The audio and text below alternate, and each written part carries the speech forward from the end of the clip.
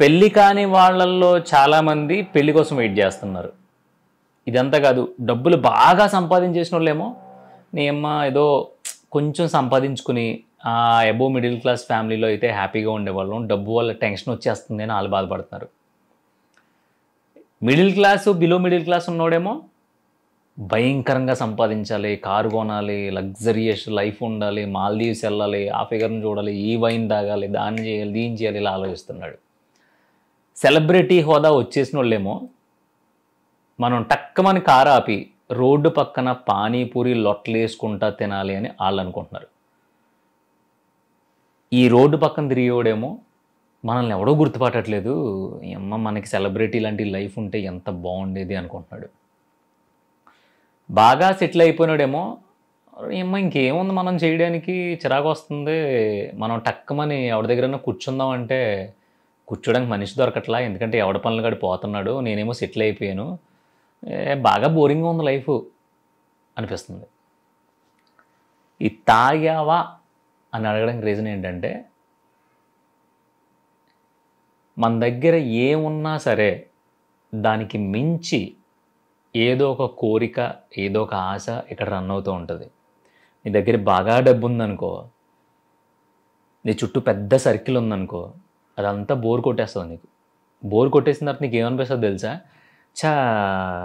అసలు మొన్న ఒకడు కనిపించాడు రోడ్డు మీద, వాళ్ళ ఫ్రెండ్స్తో నలుగురు కలిపి 2 బిర్యానీలు ఆర్డర్ చేసుకుని 2x3 2x4 తీసుకుని తింటున్నారు, చాలా బాగుంది, ఒకసారి అలా తినాలి నేను ఎప్పుడైనా అనిపిస్తుంది. లేదు, మొత్తం అన్నీ చూసేసి అన్ని అందాలు అనుభవించేసి రష్యన్ ఫిగర్ దగ్గర నుంచి మొదలుపెట్టి ఇండియన్ ఫిగర్ దాకా నువ్వు అన్నీ చూసేసిన తర్వాత నీకేమనిపిస్తుంది తెలుసా? ఇదంతా కాదు, బ్యూటిఫుల్గా చుడీదార్ వేసుకుని రోజు ఆఫీస్కి వెళ్ళి వచ్చే ఒక అమ్మాయికి సైట్ కొట్టాలి, ఆ అమ్మాయి నన్నే చూడాలి, నాకే పడాలి, ఎవరిని పడితే చూసేయకూడదు అనిపిస్తుంది.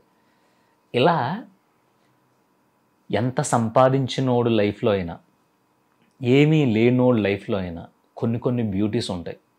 అవి మనకి ఎందుకు అర్థం అంటే మనం ఎక్కడ ఆగం. అంటే ఈ అమ్మాయి ఈడు ఎక్కడ భూమి మీద నిలబట్టలేదురా బాబు అంటారు చూసావా, అలాగా మనం ఎక్కడ ఆగి అసలు మనకి ఏమున్నాయి. పృథ్వీ అనేవాడు ఉన్నాడు, ఆడిని చాలామంది ఇష్టపడుతున్నారు. ఎంతమంది అంటే దాదాపుగా 1,84,000 మంది మనోడు మాట్లాడుతూ ఉంటే హ్యాపీగా తనతో కాన్వర్జేషన్లో ఉంటున్నారు, మాట్లాడుతున్నారు, కామెంట్ పెడుతున్నారు, లైక్ కొడుతున్నారు. పృథ్వీ మనం ఇది మాట్లాడు పృథ్వీ, అది మాట్లాడు పృథ్వీ అంటున్నారు. నేను అక్కడ ఆగి మీ అందరినీ చూసా.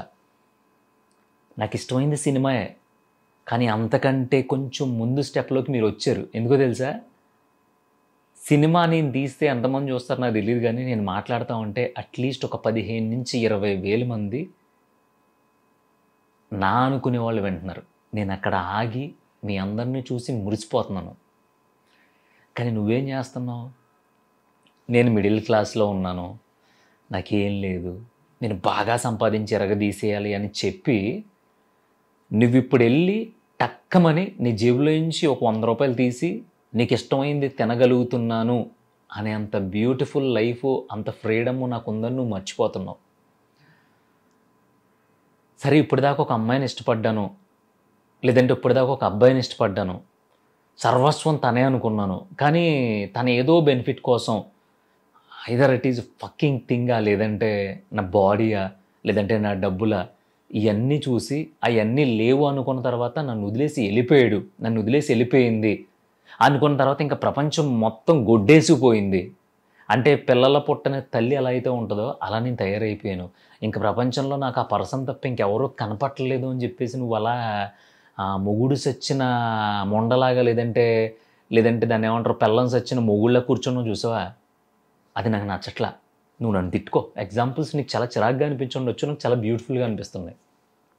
ఒకసారి అక్కడ ఆగి చూడు. నీ లైఫ్లోకి వన్ ఆఫ్ ద పర్సన్ రాకముందు నువ్వు అంతే బ్యూటిఫుల్గా ఉన్నావు, వన్ ఆఫ్ ద పర్సన్ వెళ్ళిపోయినప్పుడు నువ్వు అంతే బ్యూటిఫుల్గా ఉన్నావు. కానీ ఇక్కడ నీకు సైక్ వచ్చేసి నీకు పిచ్చి దొబ్బింది దేనికి అంటే, నీ బ్యూటీ మొత్తం నువ్వు వదిలిపెట్టేసి నీ మీద నీకుండే కాన్సన్ట్రేషన్ మొత్తం నువ్వు వదిలిదొబ్బి అవతలోళ్ళకి ఆ బ్యూటీ అనేది ఇచ్చేసి వాళ్ళల్లో నీ బ్యూటీని చూసుకోవడం మొదలుపెట్టావు నువ్వు. నీకు అర్థమవుతుందా? బొచ్చు ఏముండదు అవతల, వాడుకొని దొబ్బేసి వెళ్ళిపోవడం తప్ప. ఎందుకంటే నిన్ను ఇష్టపడ్డాను,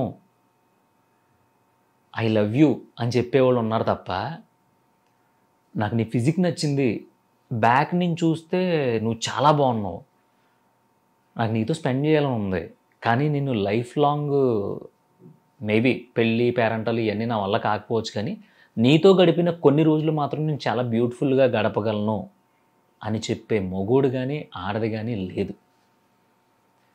ఇది చెప్పకపోవడం వల్లే ఇన్ని దరిద్రాలన్నీ మన చుట్టూ పేరుకుపోతున్నాయి. అలా చెప్తే నువ్వు ఒప్పుకుంటావా? ఒప్పుకో. నేను ఎలా కనిపిస్తున్నాను, నా గురించి ఏమనుకుంటున్నావు, నేను ఏమన్నా బజార్ దానిలా కనిపిస్తున్నానా, లేదంటే బజార్ రోడ్లే కనిపిస్తున్నానా, ఇలాంటి కొటేషన్స్ అన్నీ వస్తున్నాయి. అలా కాకుండా ఒక బ్యూటిఫుల్ అబద్ధాన్ని, నిన్న నైట్ నిన్ను తలుచుకోకుండా నా పర్సులో ఉన్న నీ ఫోటో చూడకుండా నేను పడుకోలేకపోయింది తెలుసా అనే ఒక అందమైన అబద్ధం ఉంటుంది చూసావా, ఆ అబద్ధానికి నువ్వు జీవితాంతం బానిసైపోతావు. మరి ఇది బెటర్ అంటావు, పర్సులో ఫోటో తీసి నిన్ను చూడందే పడుకోవట్లేదు అనే అంత బ్యూటిఫుల్ అబద్ధమా? వెనకాల నుంచి చూస్తే నువ్వు చాలా బ్యూటిఫుల్గా ఉన్నావు, నీతో నేను కొంతకాలం పాటు ఒక మంచి టైం స్పెండ్ చేద్దాం అనుకుంటున్నాను అనే నిజమా? ఈ రెండిట్లకి ఒక డెసిషన్ అనేది నీ దగ్గర ఉంటుంది. అంటే దొరికిన ఓడితల్లా తిరిగేమంటావు పృథ్వీ? అంటే రోజుకు 10 మంది అడుగుతారు పృథ్వీ, 10 మందితోనే తిరిగేయాలా అనే ఆన్సర్ నా దగ్గర ఉండదు, నీ దగ్గరే ఉంటుంది. ఒకడు అబద్ధం చెప్పి వాడుకుంటా ఉంటే దాన్ని మోసం అని నువ్వు అనుకుంటున్నావు. ఒకడు నిజం చెప్పి అప్రోచ్ అవుతూ ఉంటే వాళ్ళు దొంగలు, వాళ్ళు అవకాశవాదులు, వాడుకుని దొబ్బేస్తారు, చిచ్చి అని నువ్వు అంటున్నావు. ఈ రెండిట్లకి మధ్యలో ఉన్న నిజమేంటో తెలుసుకోగలిగితే నాకు తెలిసి నువ్వు బాధపడాల్సిన అవసరం ఉండదు. ఐ లవ్ యూ అని చెప్పే ముందు అది ఎంతవరకు వెళ్తుంది అనేది నీ సబ్కాన్షియస్ మైండ్లో, నీ గుండె లోపల నీకు తెలుస్తుంది, అది అవుతుందా అవదా అనేది. అయినా సరే మనం ఓకే చెప్తాం. ఎందుకు? సర్లే తర్వాత సంగతి తర్వాత చూసుకుందాం, అయితే అవుతుంది లేదంటే లేదు, అంతే కదా. 100% అవ్వదు అని నీకు తెలిసినా కూడా ఒక రిలేషన్లోకి అడుగు పెడుతున్నావు. మరి 100% అవ్వదు అని తెలిసి అడుగుపెట్టిన రిలేషన్లో ఇంచి ఒకళ్ళు ఏదో ఒక కారణం చెప్పి అబద్ధం చెప్పి వాడుకు దొబ్బిన తర్వాత వెళ్ళిపోయిన తర్వాత, ఇది నాకు ముందరే తెలుసు కదా అవ్వదని, నేను ఎందుకు ఇంతలా ఫీల్ అవుతున్నాను, కాకపోతే కొంచెం అటాచ్ చేయను కాబట్టి టైం పడద్దే, నాకు ముందే తెలుసు ఇవన్నీ గట్టి ఎక్కువ అని నువ్వు ఎందుకు అనుకోలేకపోతున్నావు? దానికి రీజన్ ఏంటంటే దద్దమ్మ, చేత కాని బూతులు వస్తున్నాయి నాకు. నువ్వు నిజంగా దద్దమ్మవి, నిన్ను నువ్వు మోసం చేసుకుంటున్నావు, నీకు నువ్వు అబద్ధం చెప్పుకుంటున్నావు. ఇంత సీరియస్గా చెప్పడానికి రీజన్ ఏంటంటే, ఫస్ట్ చెప్పాను కదా, చాలామంది అరే బాబు డైవర్స్ తీసుకోవాలి, ఈ అమ్మాయి దీంట్లోంచి చెత్తలోంచి బయటకు వచ్చేస్తే బాగున్నాను అని తిరిగి వాళ్ళు 10 మంది పెళ్ళిళ్ళు అయితే 6-7 ఉంటున్నారు. అదే కేటగిరీలో నాకు పెళ్ళి అయితే బాగున్నాను, మా ఆవిడని బాగా చూసుకుంటాను, లేదంటే మా ఆయన్ని బాగా చూసుకుంటాను అనేవాళ్ళు కూడా 10 మంది కేటగిరీ ఉంటున్నారు. ఆడేమో విడాకుల కోసం పోరాడుతున్నారు, వీళ్ళేమో పెళ్లి కోసం పోరాడుతున్నారు. ఇంకొకడేమో బీభత్సంగా సంపాదించేయాలి, luxurious car, Audi car, BMW car అన్నీ వచ్చేయాలి, గోవా ఆ ట్రిప్లు ఈ ట్రిప్లు అయ్యి అన్నీ చేసేయాలని ఒకటి తిరుగుతున్నాడు. ఇంకొకడేమో ఈ ఎన్నెన్ని తిరగమంటావు, తిరగడానికి ఓపిక కూడా లేవు, ఏం చూస్తావునరా, ఏం తిరుగుతావునరా బాబు, ఇంత డబ్బు సంపాదించి సుఖమే ఉంది, హ్యాపీగా ఎస్ఆర్ నగర్ లాంటి ప్లేస్లో ఒక బస్ స్టాండ్ బెంచ్ మీద కూర్చుని ఒక 10 రూపాయల ఐస్ క్రీమ్ కొనుక్కొని తింటా రోడ్డు మీద వెళ్ళే పిల్లని చూస్తే ఎంత హ్యాపీగా ఉంటుందిరా అనుకునే వాళ్ళు కూడా ఉన్నారు. ఎంత సంపాదించాను, 100 రూపాయలు బిర్యానీ అరగట్లేదు, ఇంకెంత సంపాదించి సుఖమే ఉంది, దేవుడు ఇవన్నీ తీసేసుకో, నాకు కొంచెం ఆరోగ్యం ఇవి భగవంతుడా అని కోరుకుని రాత్రి పగలు ఏడ్చే వాళ్ళు కూడా ఉన్నారు. ఇదంతా ఎందుకు చెప్తున్నానంటే because of only thing is satisfaction. ఒకసారి ఆగు. నువ్వు గవర్నమెంట్ ఎగ్జామ్కి ప్రిపేర్ అవుతున్నావా, లేదంటే ఒక రిలేషన్లో ఉండి అవతలోళ్ళు నిన్ను వదిలేసి వెళ్ళిపోయారు, లేదంటే దాకట్లేదని ఫీల్ అవుతున్నావా? అసలు నీ అమ్మ జీవితం అసలు ఏమైపోతుందిరా, నా బతుకు, తింటున్నాను, లేస్తున్నాను, ఏదో పని చేసుకుంటున్నాను, మళ్ళీ పడుకుంటున్నాను, మళ్ళీ తెల్లారుతుంది, మళ్ళీ తింటున్నాను, మళ్ళీ పని చేసుకుంటున్నాను, మళ్ళీ పడుకుంటున్నాను, ఇంతే నా జీవితం అంటే, నాకు నచ్చిన పని ఇది కాదు కదా అనే సిచ్యువేషన్లో ఉన్నావా? ఒకసారి అక్కడ కూడా ఆగు. ఎవరు ఏ సిచ్యువేషన్లో ఉన్నా సరే, ఎలాంటి దరిద్రాల్లో ఉన్నా సరే, ఒకసారి ఆగి నీ దగ్గర ఏమున్నాయే అనేది ఒక పేజ్ మీద రాసుకోగలిగితే, నీకు రాసుకోవడం కూడా బద్ధకమే తెలుసా? ఇంట్లో అందరూ వదిలేశారు. నాన్న లేడు, అమ్మ ఒక్కతే లాక్కొస్తుంది, నేను చూస్తే నెలకు 15,000 సంపాదిస్తున్నాను అనేవాడు ఒకడు. నాకేమో పలానా పని చేయడం అంటే ఇష్టం, కానీ నాకు నచ్చిన పనిలో లేను, అసలు నా జీవితం వేస్ట్ అయిపోయింది అనేవాడు ఒకడు. నేను చాలా ప్యూర్ హార్టెడ్‌తో ఇష్టపడ్డాను, కానీ నన్ను వదిలి దొబ్బేశారు అనుకునేవాడు ఒకడు. సో, మీ అందరూ కూడా పాయింట్ దగ్గర ఆగి, వదిలేసాడు ఓకే, సంపాదించలేకపోతున్నావు ఓకే, దరిద్రాలన్నీ నీకే ఉన్నాయి ఓకే, నీకు నచ్చినట్టు బతకలేకపోతున్నావు ఓకే. ఆగావు కదా, ఆగు.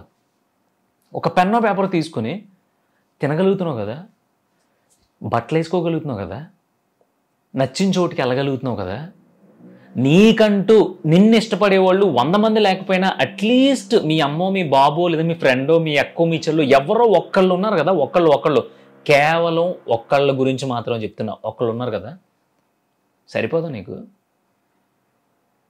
నీ డిప్రెషన్కి, నీ దరిద్రమైన లోతైన భీకరమైన ఆలోచనలకి నిన్ను నువ్వు తొక్కి పడేసుకోవడానికి కారణం ఎవరంటే వేరే ఏ శక్తి కాదు, ఏది కాదు, నువ్వే.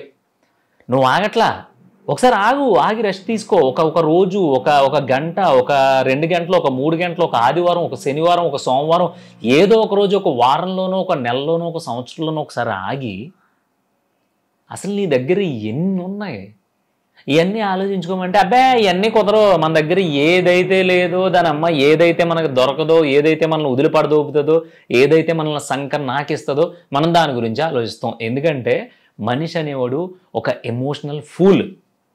ఆడికి ఎమోషనల్ ఏందో గట్టెక్కదు. ఆడికి మందు కంటే ఏదైనా హై కిక్ ఇచ్చేది ఏదైనా ఉంది అంటే అది ఎమోషనల్. దాన్ని వదిలేయమంటే నువ్వు వదలవు. ఒకసారి ఆగి ఆలోచించు. నేను చెప్పేది తప్పు అయితే వీడియో చూస్తున్న ప్రతి ఒక్కళ్ళకి నేను ఛాలెంజ్ చేస్తున్నా. నేను చెప్పేది తప్పు అయితే అన్సబ్స్క్రైబ్ చేసి పడదొబ్బండి, డిస్లైక్ చేసి పడదొబ్బండి, యూట్యూబ్లో నా మీద రిపోర్ట్స్ పెట్టండి, ఈ చెత్త నా కొడుకు చెత్త మాటలన్నీ చెప్తున్నాడు అని చెప్పి. చాలామంది లైక్ చేయండి, సబ్స్క్రైబ్ చేయండి, లేదంటే మీ ఫ్రెండ్స్కి అందరికీ షేర్ చేయండి అని అడుగుతారు కదా. నేను చెప్తున్నా, నేను నిన్ను ఆగమని చెప్తున్నా. ఈరోజు సాయంత్రం 6 గంటలకో 7 గంటలకో ఒక్క 10 నిమిషాలు ఆగి ఇప్పుడు నువ్వు అనుభవిస్తున్న దరిద్రాలన్నీ పక్కన పెట్టి ఇప్పుడు నువ్వు అనుభవిస్తున్న సుఖాల గురించి, ఇప్పుడు నువ్వు ఉన్న లైఫ్ గురించి ఒక్కసారి ఆలోచించు. ఎంత బ్యూటిఫుల్ ఇల్లు ఉంది నీకు. దాంట్లో ఏసీ లేకపోవచ్చు, దాన్ని ఏమంటారు స్లీప్ వెల్ బెడ్ లేకపోవచ్చు, లేదంటే కనుక వెంటిలేషన్ లేకపోవచ్చు. నీకంటే ఒక కొంప ఉంది, ఆ కొంప నీదై ఉండకపోవచ్చు, అట్లీస్ట్ రెంట్కి ఉంటున్నావు కదా, అంతేగాని రోడ్డు మీద ఉండట్లేదు కదా. తింటున్నావు చికెన్ బిర్యానీ, హైదరాబాద్ దమ్ బిర్యానీ, పందలపాక బిర్యానీ, చికెన్ పకోడీ, ఇవన్నీ లేకపోవచ్చు. చారు, గుమ్మడికాయ పులుసో, ముద్దపప్పు, చారు, ఇదంతే కాకపోతే అప్పుడెప్పుడో సంవత్సరం క్రితం పెట్టిన ఆవకాయ బద్దో ఏదో ఒకటి ఉంది కదా, అది లోపలికి వేసిన వెంటనే కడుపు నిండుతుంది కదా, ఒక తేనెపు వస్తుంది కదా, ఒక గ్లాస్ మంచినీళ్ళు తాగుతున్నావు కదా, బాగుంది కదా. సరే ఆఫీస్కి వెళ్తున్నావు, ఫుట్బోర్డ్ పట్టుకుని ఎలాడుతున్నావు, ఆఫీస్కి వెళ్ళేటప్పటికి షర్ట్ తడిసిపోతుంది, చిరాకు దొబ్బుతుంది, కానీ నువ్వైతే పని చేసుకోవడానికి వెళ్ళగలుగుతున్నావు కదా. సరే నిన్ను ఎవరో వదిలిపడదొబ్బారు, నువ్వు మొత్తం చాలా హానెస్ట్గా సరే ఎంతవరకు వెళ్తుందో చూద్దామని చెప్పి రిలేషన్షిప్లోకి దిగావు, కానీ వాళ్ళ మధ్యలో నీ లైఫ్ నుంచి దిగిపోయారు. అంత మాత్రాన నీ డైలీ రొటీన్ ఆగిపోయిందా? తిన్నది అరగట్లేదా?